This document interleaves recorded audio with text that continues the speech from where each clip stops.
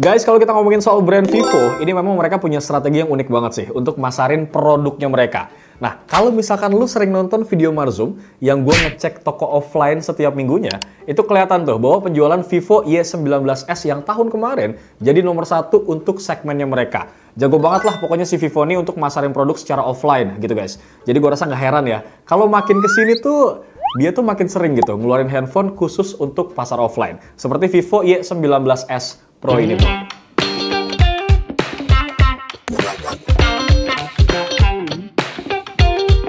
Nah, kalau kita lihat handphone ini memang kelihatan solid banget bro. Dari kotaknya aja, ini udah ada tulisan spek yang bikin ngiler. Mulai dari RAM 6GB, internal 128GB, desainnya cakep yang ditaruh di paling depan kayak gini, baterai jumbo 6000 mAh yang gede banget, plus didukung sama charging 44 watt flash charge, punya sertifikasi IP64, volumenya guys bisa di boost sampai 300%, dan fitur AI canggih lainnya.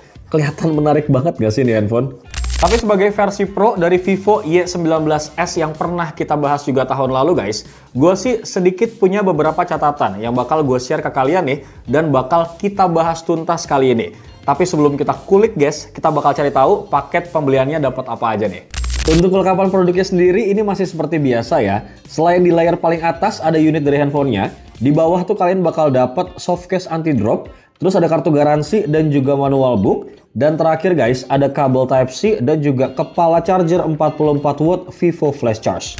Nah, ngomong-ngomong soal charger ya, ini memang menjadi sebuah highlight banget yang gue point out menjadi upgradean dari handphone ini guys, yaitu masalah baterai dan juga chargernya. Karena kalau kita telisik dari tahun lalu, Vivo Y19s yang reguler, itu baterainya cuma 5500 mAh, yang gua rasa tuh kayak kentang gitu bro. Ditambah lagi nih ya, untuk pengecasannya itu cuma 15 watt. Lu kebayangkan seberapa lama itu ngecasnya? Nah, makanya nih, pas dikasih upgrade kepala charger jadi 44 watt flash charge, di sini gue ngerasa kayak bersyukur banget lah intinya. Jadi meskipun baterainya juga naik dari 5500 mAh jadi 6000 mAh, tapi untuk ketebalan bodinya nih nggak berubah loh ternyata. Masih tetap berasa tipis ya, berkat teknologi Blue Volt baterainya nih. Terus untuk durasi pengecasannya guys, ini juga lebih cepat. Bahkan nih ya, buat ngecas dari 0 sampai 50% aja, klaim dari Vivo tuh cuma butuh waktu 30 menit doang. Cepet bet nggak sih bro? Nah, karena kapasitasnya naik, daya tahan baterainya pun juga lebih awet nih guys. Klaim dari Vivo sih kalau misalnya dipakai buat nonton YouTube nih ya, baterainya tuh bisa bertahan sampai 21 jam loh guys. Bahkan nih, kalau dipakai buat kebutuhan basic doang, handphone ini bisa banget dipakai up to sampai 2 hari loh. Tapi kalau dari pengetesan gue nih ya, pas gue pakai nonton YouTube selama 30 menit, itu baterainya berkurang 3%. Dari yang sebelumnya 49 menjadi 46%. Terus kalau dipakai buat main game selama 30 menit, itu baterainya berkurang cuma 6% aja guys. Dari 46% ke 40%. Nah, kadang suka banyak yang nanya nih, Bang, emang handphone Vivo 1 jutaan bisa dibuat main game? jawabannya pasti bisa guys. Yang bilang nggak bisa tuh siapa gitu ya bro ya. Tapi itu bakal kita simpen nanti pembahasannya. Karena sekarang gue bakal mulai dari desainnya dulu bro. Menurut gue sih desainnya lumayan cakep ya. Tapi ya memang kalau misalkan kalian enggak nih ya, secara desain ini emang nggak ada bedanya sama sekali. Kalau kita compare sama desain Vivo Y19s versi yang basic kemarin guys. Mulai dari dimensinya sampai pilihan warna yang ada 2, yaitu silver dan hitam kayak gini. Karakter desainnya juga masih cukup tipis ya, di angka 8,1 mm. Berkat teknologi 2.5D flat frame design khasnya Vivo nih. Tapi tetap ya, walaupun desainnya masih sama, cuman buat gue sih ya wajar-wajar aja bro. Karena secara keseluruhan, desainnya ini masih enak dipandang kok. Dan yang paling penting, itu masih nyaman banget buat digenggam. Hal ini tuh sekalian nunjukin sih, kalau Vivo emang jago banget lah soal desain handphone. Dan kali ini juga nggak mengecewakan guys. So menurut gue sih yang nggak ada yang perlu diubah gitu dari desainnya. Selain memang desainnya menarik, yang paling bikin gue suka dan patut diacungin jempol, karena guys di Vivo Y19s Pro ini udah punya sertifikasi SGS 5-star drop resistant dan juga military grade. Artinya handphone ini tuh udah diuji ketahanannya terhadap benturan dan juga jatuh bro. Jadi kalian tuh nggak perlu khawatir lagi ya kalau misalkan nggak sengaja jatuh dari saku kalian nih. Plus ada juga sertifikasi IP64 dust and water resistant yang bikin dia tuh tahan terhadap debu dan juga cipratan air. Bahkan ya, di sini juga ada fitur wet touch-nya yang bikin meskipun tangan kalian basah, layarnya tuh nggak bakal lari-lari pas disentuh bro. Gila nggak tuh? Handphone tahan banting dan cipratan air ada di handphone budget kayak gini guys. Dan gua rasa ini bisa jadi nilai plus banget sih bro ya. Yang ngebikin lo semua tuh jadi tenang kalau ngebawa handphone ini di segala kondisi guys. Terus soal bagian-bagian lain di bodi handphonenya, di bagian bawah tuh ada speaker grill ya. Kemudian ada lubang mikrofon dan port USB Type-C buat ngecas dan juga transfer data. Dan yang paling penting nih ya, ada port ataupun lubang kebahagiaan buat para gamers nih, yaitu jack audio 3,5 mili. Ini penting banget sih ya, terutama buat kalian nih yang masih suka pakai earphone kabel pas main game. Nah, di bagian sebelah kanannya guys, ada tombol volume dan juga tombol power yang udah nyatu nih sama sensor sidik jari. Sensornya juga lumayan cepet dan responsif ya. Gue tuh nggak ada masalah lah sama sekali soal sensornya nih.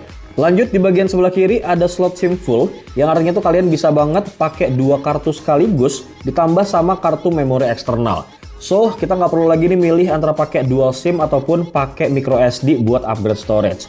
Terus di bagian atasnya nih juga ada speaker sekunder, yang artinya handphone ini tuh udah punya yang namanya stereo speaker bro, yang volumenya bahkan bisa dinaikin sampai 300%. So, kesimpulannya selain pengalaman audionya tuh jadi lebih imersif ya guys, tapi lu slow aja kok, karena suara speakernya ini bakal tetap kedengeran, meskipun dalam kondisi yang riuh ataupun berisik sekalipun bro. Lanjut ke bagian layar, yang mana Vivo Y19s Pro ini guys, pakai panel IPS LCD HD+, dengan ukuran yang cukup lega ya, di angka 6,68 inci.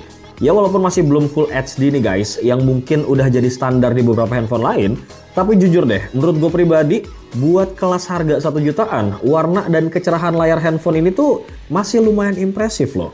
Intinya sih pengalaman visual kalian juga bakal kerasa lebih mulus gitu. Karena memang refresh rate-nya guys udah di angka 90 Hz. Jadi kalau misalkan lu pakai handphone ini buat scrolling sosial media ataupun main game ringan, transisinya tuh bakal berasa lebih halus bro.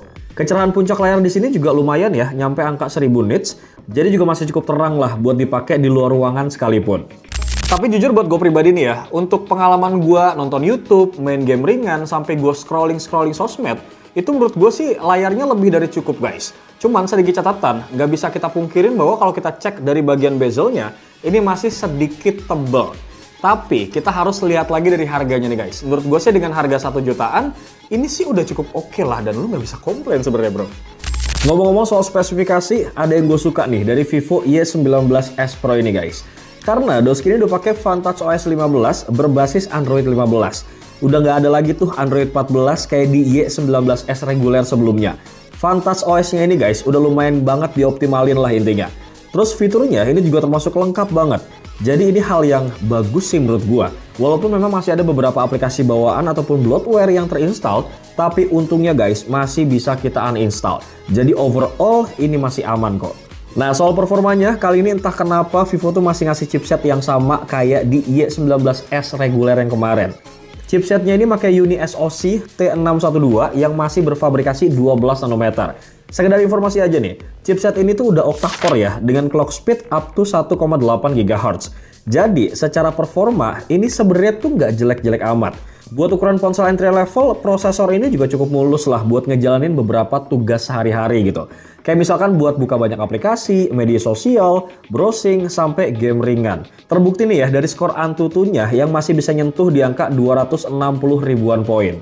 Terus pas gue tes nih pakai 3D Mark Wildlife Stress Test, hasilnya juga masih cukup cakep loh guys, karena stability-nya itu masih di angka 98,9%. BTW buat varian yang gue pegang sekarang nih ya, performa chipsetnya ini juga dipaduin sama RAM 6GB. Dengan total penyimpanan internal di angka 128GB yang cukup lega banget nih buat nyimpen banyak aplikasi, foto, dan juga video kalian. Untuk RAM-nya sendiri seperti biasa ya, ada opsi buat ditambahin lagi nih jadi 12GB yang bisa kalian akses di menu setting kalau misalkan kalian butuh bro. Nah buat lo semua yang skeptis gitu ya tentang performa gaming dari Vivo Y19s Pro ini guys, slow karena gue udah nyobain langsung. Dan surprisingly, hasilnya ini lumayan oke loh guys. Handphone itu masih bisa diajak main game ringan sampai game menengah tanpa adanya lag.